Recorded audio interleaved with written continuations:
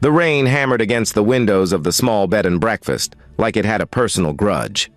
Victoria Hayes moved through the cozy sitting room, lighting candles as the power flickered uncertainly. At 32, she'd been running the Maplewood Inn for 3 years, ever since her grandmother passed and left her the old Victorian house on the edge of town. It wasn't much.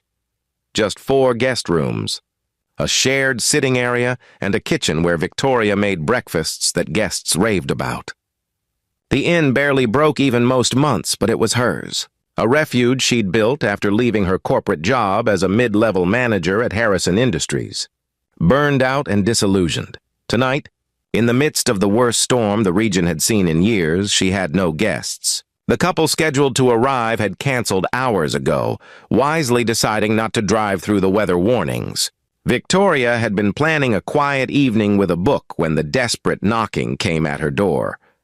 She opened it to find a man and a little girl, both soaked through despite their raincoats.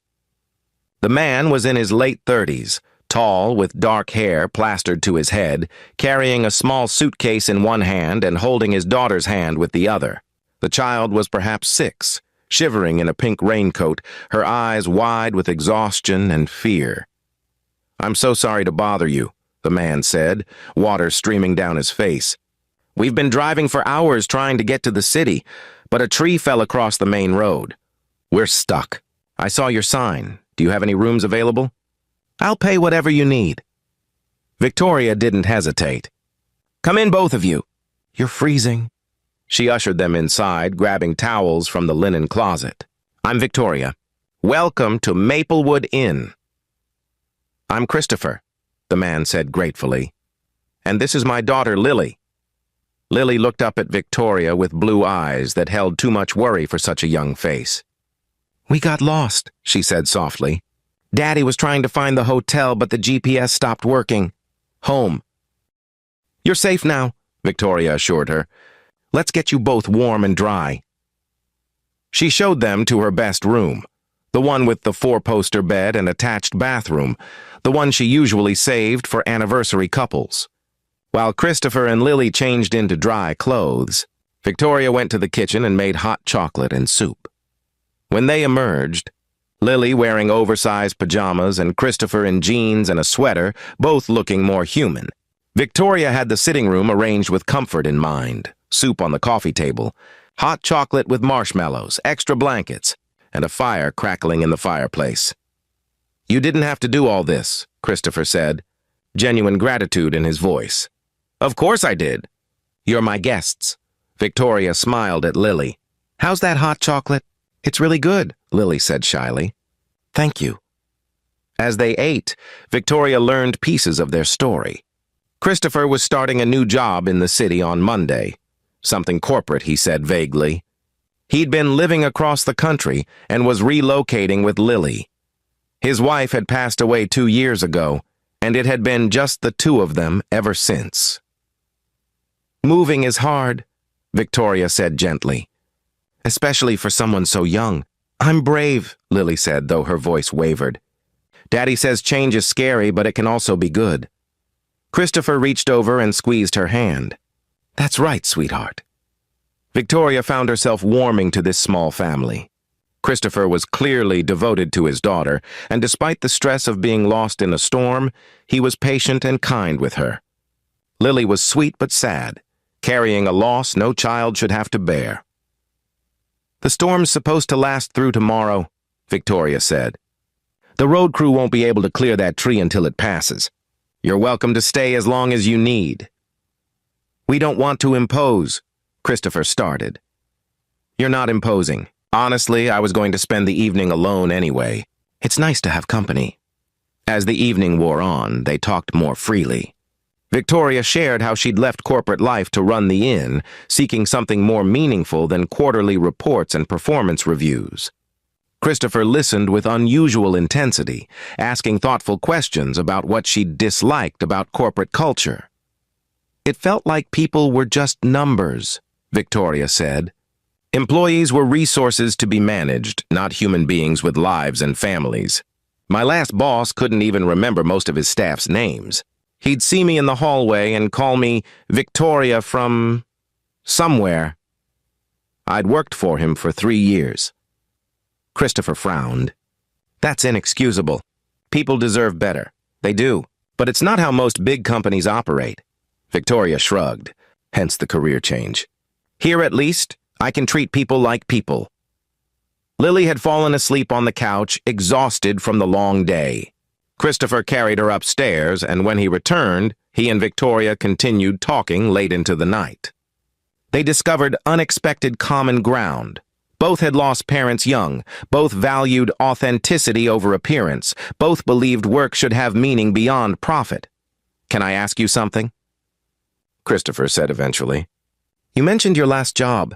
Was it Harrison Industries? Victoria was surprised. Yes, actually. How did you know? Lucky guess. It's one of the bigger employers in this area. He paused.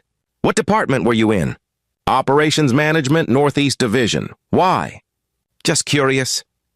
Christopher's expression was carefully neutral. Did you know they're bringing in a new CEO? It was announced last month. I heard something about that. The old CEO retired. Victoria smiled wryly.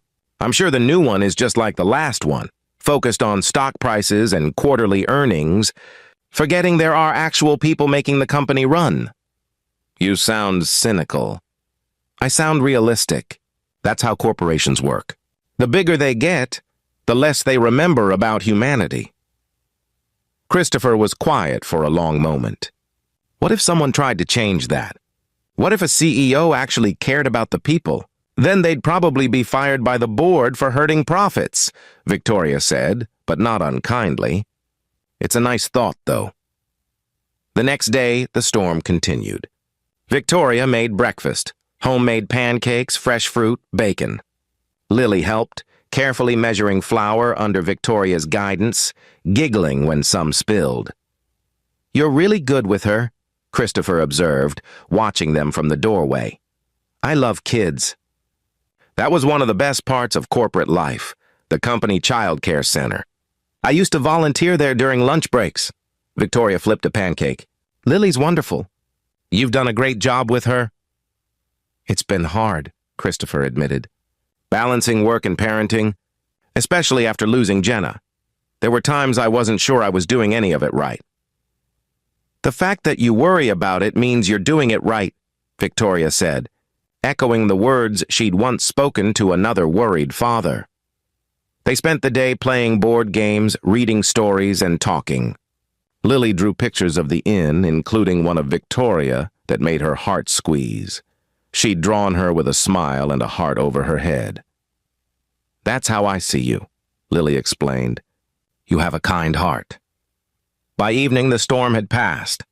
The road crew called to say the highway would be clear by morning. Christopher and Lily could continue their journey to the city. I can't thank you enough, Christopher said as they prepared to settle in for one more night. You took in complete strangers and made us feel like family. That's what this place is for, Victoria said. Everyone needs refuge sometimes. That night, after Lily was asleep, Christopher asked Victoria to sit with him in the sitting room. I need to tell you something, he said seriously. I haven't been completely honest with you. Victoria's heart sank. You're married? What? No. Christopher looked surprised. Nothing like that. It's about my job, the one I'm starting Monday. Okay. I'm the new CEO of Harrison Industries. Victoria stared at him. You're joking. I'm not. My full name is Christopher James Harrison. I'm the founder's grandson. I've been working at our West Coast offices for the past decade, and the board asked me to take over the main headquarters. Victoria felt like the floor had shifted. Why didn't you tell me? Because I wanted to know who you really were, what you really thought. If I'd told you right away, you would have treated me differently. You wouldn't have been honest about your experience at the company? Christopher leaned forward. Victoria, everything you said about corporate culture, about people being treated as numbers, you were right, and I want to change it. Companies don't change, Victoria said automatically. They can if someone makes them. I've spent the last month reviewing files, and do you know what I found? Employees at Harrison Industries are leaving at record rates. Morale is terrible. Productivity is down. And it's because people feel exactly how you described, like nameless resources instead of valued team members. He pulled out his phone, showing her a document. I've been drafting a new initiative. I want to restructure the entire company culture, starting with direct accountability for management. Every supervisor will be required to know their team members' names, understand their career goals, and demonstrate that employees are people, not numbers. Victoria scanned the document, stunned. It was comprehensive, thoughtful, exactly what she'd wished for during her years at the company. Why are you showing me this? Because I want you to come back, not to your old position. I want you to head the new human culture division. You'd report directly to me, and your job would be to make sure every employee at Harrison Industries feels valued and seen. Victoria's mind reeled. Christopher, I can't. You can. You understand both sides. You know corporate structure, but you also know what it's like to be overlooked and undervalued. You're exactly who I need to help make this work. I have the in, Victoria protested weakly. Keep it. Work remotely part of the time. Come to the office when needed. I'll make it work. Victoria, you told me that people deserve better. Help me give them better. She looked at this man who'd arrived on her doorstep soaked and desperate, who'd played board games with his daughter on her floor, who'd listened when she talked about her dreams and disappointments. He wasn't just offering her a job. He was offering her a chance to make the change she'd always wanted to see. Can I think about it? She asked. Take all the time you need. Victoria thought about it for exactly 2 days. Then she called Christopher and accepted. Over the next year, she divided her time between the Inn and Harrison Industries. The changes came slowly but steadily. Employees noticed. Morale improved. The company's culture began to shift from profit at all costs to people first.